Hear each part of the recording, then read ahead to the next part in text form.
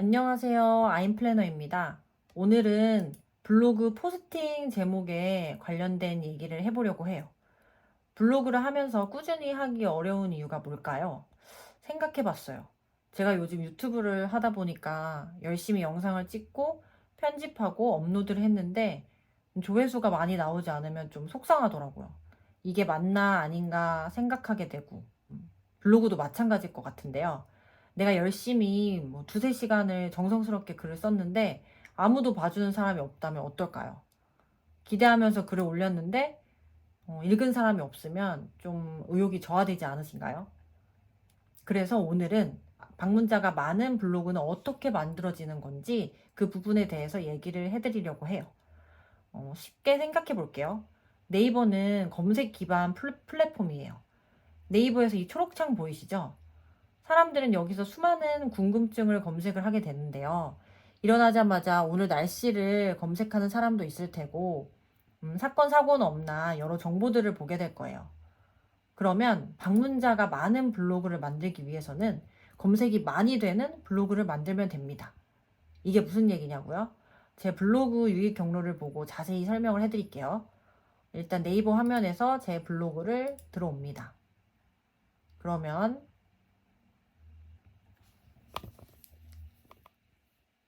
여기 왼쪽에 닉네임 밑에 보시면 관리 통계가 보이실 거예요. 여기 통계를 눌러주세요. 통계에 보면 방문 분석 그리고 사용자 분석이라는 단어가 보일 텐데 여기서 우리는 유입 분석에 대한 거를 한번 확인을 해볼게요. 유입 분석을 볼게요. 유입 분석을 보면 유입 경로랑 상세 유입 경로가 있는데 오늘 하루 내 블로그에 어떤 사람들이 어떻게 내 블로그로 오게 되었는지를 볼 수 있는 그 경로를 말해요.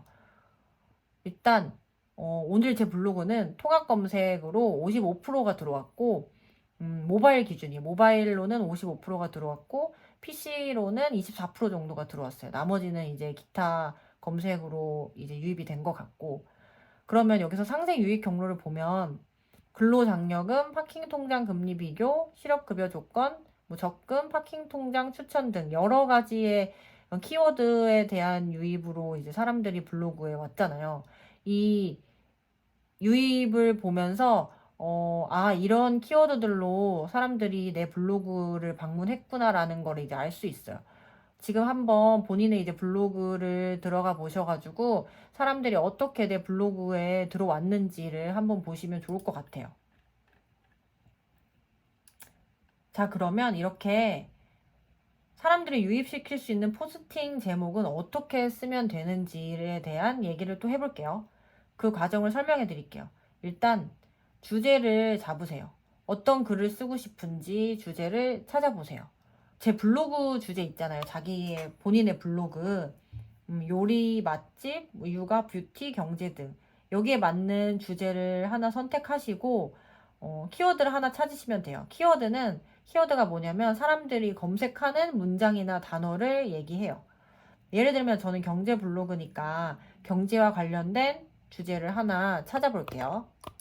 그러면 만약에 근로장려금 이렇게 검색을 해볼게요. 그럼 여기 아래에 연관 검색어들이 쭉 뜨죠. 근로장려금 기준, 근로장려금 신청, 근로장려금 신청 기간, 근로장려금 조건 쭉 떠요. 여기서 우리는 또 블로그에 어떤 글을 쓸 건지에 대한 아이디어를 얻을 수 있어요. 왜냐면 이 연관 검색어를 네이버가 이렇게 해놓은 이유는 사람들이 이 문장을 정말 많이 검색한다는 거거든요. 그래서 이렇게 일목요연하게 정리를 해둔 거예요. 그러면 내가 여기서 보고 근로장려금 기준, 신청 기간, 뭐 조건에 대한 글을 쓰고 싶다고 해요. 그러면 이제 제목을 어떻게 써야 되는지 제목이 제일 중요하거든요. 사람들이 제목에 대한 키워드를 보고 검색해서 들어오니까. 그러면 그 다음에 해야 할 일은 우리는 네이버 데이터랩이라는 사이트에 접속을 해요. 그럼 여기 네이버 데이터랩이라고 검색을 하면 상단에 네이버 데이터랩이 있는데 우리는 검색어 트렌드만 확인을 할 거예요. 검색어 트렌드는 뭐냐면 이제 우리가 각 주제어들을 네이버에서 얼마나 사람들이 검색하는지 조회를 할 수 있는 사이트예요. 아까 근로장려금 기준. 근로장려금 조건, 근로장려금 신청. 이렇게 3개의 주제로 내가 글을 쓴다고 해볼게요. 여기서 조회를 눌러주세요. 조회를 눌러주면 이렇게 색깔별로 그래프 수치를 볼 수 있는데, 최근 기준으로 보면 사람들이 많이 어떤 이 3개의 주제 중에 어떤 걸 많이 검색하는지 볼 수 있어요. 이 보라색 그래프가 가장 높게 있죠. 그럼 이 근로장려금 신청이라는 단어 혹은 문장에 대해서 사람들이 검색을 많이 한다는 거예요. 그리고 초록색 수치인 근로장려금 기준은 그 아래 근로장려금 조건, 이런 식으로 이제 순서대로 그래프를 볼 수 있는데, 여기서 우리는 제목을 쓰는 방법에 대해서 알 수 있어요. 어떻게 쓰냐면, 근로장려금 신청이라는 검색어를 이제 내가 잡고 싶어요. 그러면 제목에다가 근로장려금 신청을 일단 맨 앞에 써요. 그리고 그 다음에는 근로장려금 기준에 대한 이제 키워드를 쓰시는 거예요. 그러면 이게 또 근로장려금이 여기서 중복이 되잖아요. 그러면 근로장려금 신청 및 기준에 대해서 알아볼까? 뭐 이런 식으로 쓰시면 되는 거예요. 어렵나요? 그러면 좀 다른 예로 또 설명을 해볼게요. 또 뭐가 있을까요? 서울 맛집? 서울 맛집. 서울 맛집은 너무 광범위한 것 같고, 저는 경제 블로거니까 경제에 대한 거를 좀 주로 할게요. 만약에 실업급여. 실업급여도 이렇게 연관 검색어들이 쭉 나오죠. 실업급여 조건, 실업급여 계산기, 신청 방법, 신청, 수급기간, 금액, 구직활동, 이런 식으로. 그러면 여기서 이제 어떻게 쓰냐면,